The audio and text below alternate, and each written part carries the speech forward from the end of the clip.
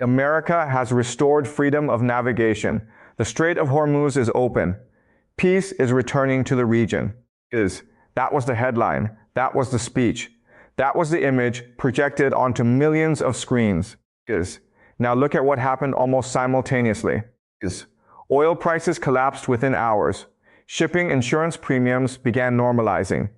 Markets celebrated. Politicians congratulated themselves. And yet the nuclear dispute remained unresolved. Sanctions remained a bargaining chip. Military assets remained deployed. The fundamental conflict remained alive. So here's the question the media is not asking. Not whether Hormuz reopened. Not whether Trump pressured Iran successfully. But whether the most famous geopolitical weapon in the Middle East was ever meant to be used permanently in the first place. Because if Iran's greatest card was truly neutralized, why does Tehran look less like a defeated actor and more like a gambler, calmly cashing chips at the table before the next hand begins? That is the question. And once you see it, the entire story changes. I want you to imagine global trade as a giant circulatory system, not a map, a body. The Strait of Hormuz is one of its arteries. Roughly 1/5 of globally traded oil passes through that narrow corridor. Every tanker is a red blood cell carrying energy through the international economy. Every disruption creates stress throughout the system. Now imagine two different ways of threatening an artery. One is to cut it. The other is simply to place your fingers around it and remind everyone that you could cut it. The difference is enormous. I call this the choke point paradox. The moment you actually destroy the artery, you destroy your leverage. The moment you demonstrate that you can destroy it, you gain leverage. A gun only has value before the trigger is pulled. Afterward, it becomes evidence. This is why great powers often appear irrational to casual observers. Their actions look contradictory. They threaten and retreat, escalate and negotiate, roar and then shake hands. But beneath the theater lies discipline. Extreme discipline. Because geopolitical actors rarely optimize for victory. They optimize for position. And position is everything. Look at the timeline carefully. The public narrative tells you a simple story. Iran threatened Hormuz. Trump applied pressure. Iran backed down. Case closed. But real power rarely operates in straight lines. While headlines focused on the waterway itself, a second pressure campaign was developing elsewhere. Economic restrictions. Shipping constraints. Diplomatic isolation. Financial vulnerability. Think of it as a chessboard where everyone watches the queen while the bishops quietly take control of the center. The visible confrontation occurred in the strait. The invisible confrontation occurred in economic survival. That distinction matters a lot. Because closing Hormuz hurts everybody. Consumers. Importers. Exporters. Shipping companies. Energy markets. And eventually Iran itself. The numbers tell the story. If global oil flows experience sustained disruption, energy prices surge, economic growth slows, governments face inflationary pressure. But Iran also loses export revenue, its own economic breathing room contracts. This is the uncomfortable reality often ignored by simplistic narratives.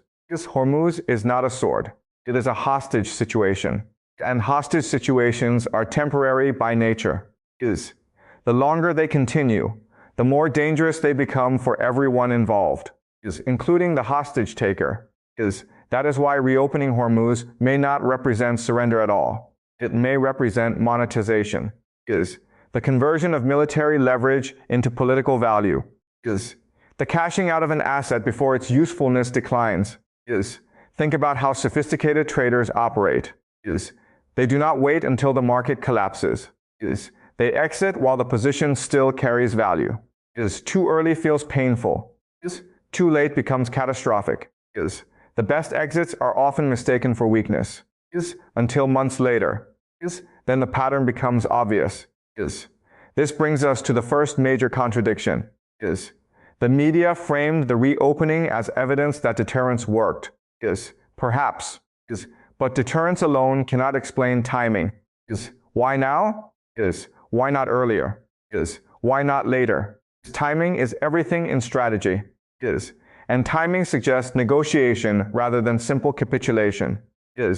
Because reopening Hormuz occurred precisely when broader diplomatic channels were being discussed. Precisely when economic pressures were becoming more consequential. Precisely when both sides could claim victory to domestic audiences. That last point is critical. Every geopolitical event has two audiences. The foreign audience and the domestic audience. Most people focus on the first. Professionals focus on the second. Trump needs to demonstrate strength. Iranian leadership needs to demonstrate resilience. Both sides require narratives their populations can consume. This creates what I call the theater of consent. A stage production performed for millions of voters, taxpayers, supporters, and skeptics. Every actor needs applause. Every actor needs a storyline. Every actor needs an explanation for why the outcome was acceptable. The audience sees conflict. The professionals see choreography. Not perfect choreography. Not conspiracy. But alignment of incentives. A very different thing. Now let's examine the second contradiction. If Hormuz was neutralized permanently, why are military assets still relevant? Why do regional security calculations remain unchanged? Why are investors still discussing future risk premiums? Simple. Because infrastructure can reopen while uncertainty remains. A bridge can be repaired while the fault line beneath it still moves. The reopening solved a symptom, not necessarily the disease.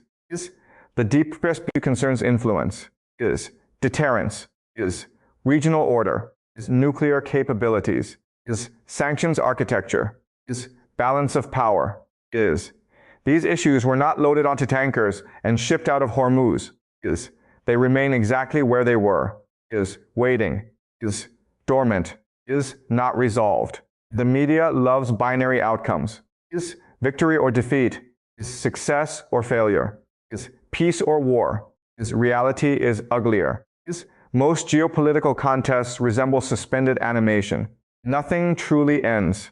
It merely transforms. The conflict changes shape. The incentives evolve. The battlefield migrates. What was once maritime pressure becomes diplomatic pressure. What was once diplomatic pressure becomes economic pressure. What was once economic pressure becomes technological pressure. The contest continues. Only the costume changes. Let's move deeper. Consider the incentives facing Iran. Many analysts assume maximum leverage means maximum disruption. That assumption is flawed. Maximum leverage often means maximum credibility. There is a difference. If Tehran demonstrates it can threaten global energy flows, the message is delivered. The demonstration itself creates value. But if disruption continues indefinitely, the coalition opposing Iran grows stronger. International tolerance declines. Economic consequences accumulate. Strategic flexibility disappears. Leverage begins decaying. Fast. Like a battery draining after being disconnected from the charger. This is why temporary disruption can be more effective than permanent disruption. Temporary disruption communicates capability. Permanent disruption invites retaliation. The distinction is subtle, but history repeatedly confirms it. Now consider Washington's perspective. The public narrative celebrates reopening as proof of pressure. Again, perhaps. But pressure alone rarely produces sustainable outcomes. What matters is whether pressure changes incentives. And here is the fascinating part.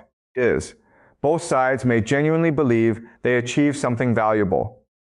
That is usually how successful negotiations work. The public expects one winner. Professionals seek mutually acceptable asymmetry. A deal survives only when competing narratives survive alongside it. Trump can say strength restored stability. Iran can say resistance forced negotiations. Markets can say uncertainty decreased. All three statements can coexist. That is what makes strategic outcomes so difficult to interpret. They are not mathematical equations. They are psychological architectures. Structures built from perception. And perception often matters more than territory, more than speeches, sometimes even more than weapons. At this point, a fair critic would raise an important objection. Maybe the simplest explanation is correct. Maybe Iran really did blink. Maybe economic pressure became unbearable. Maybe deterrence succeeded exactly as advertised.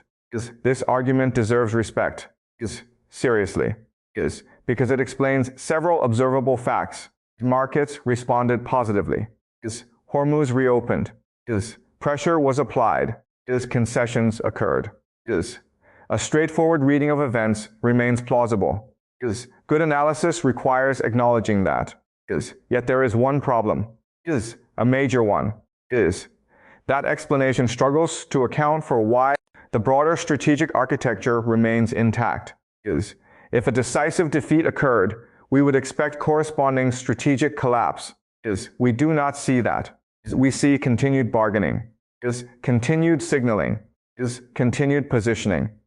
Continued preparation for future negotiations. In other words, we observe adaptation rather than surrender. The strongest version of the counter-argument assumes a final chapter. The evidence looks more like the middle of a book. And middle chapters are dangerous. Because readers mistake pauses for endings.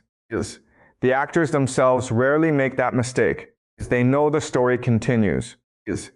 This is where media incentives become particularly interesting. Television rewards clarity. Markets reward simplicity. Social media rewards certainty. Geopolitics rewards ambiguity. The more complex the reality becomes, the more aggressively institutions simplify it. Not because they are evil. Because complexity does not fit headlines. A 30-second segment cannot explain competing incentive structures across multiple capitals. A viral post cannot explain strategic bargaining theory. So the narrative becomes compressed. Heroes. Villains. Winners. Losers. The audience applauds. The deeper mechanics disappear. And that is precisely where the most important information usually hides. Inside the compression. Inside the simplification. Inside the gap between the headline and the structure underneath it. So where should you focus next? Not on speeches. Not on celebrations. Not even on the reopening itself. Watch the incentives. Always watch the incentives.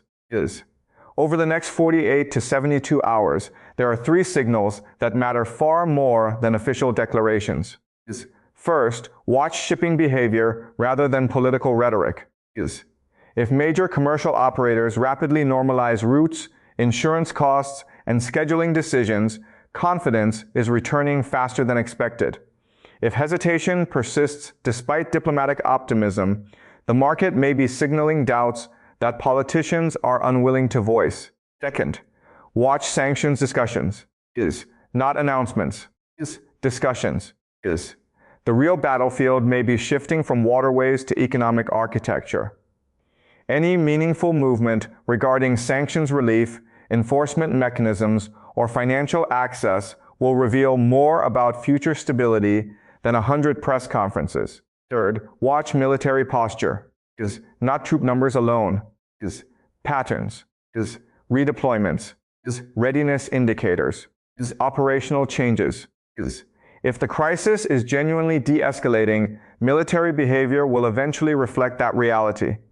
If posture remains elevated, decision makers may be preparing for contingencies that public narratives prefer to ignore.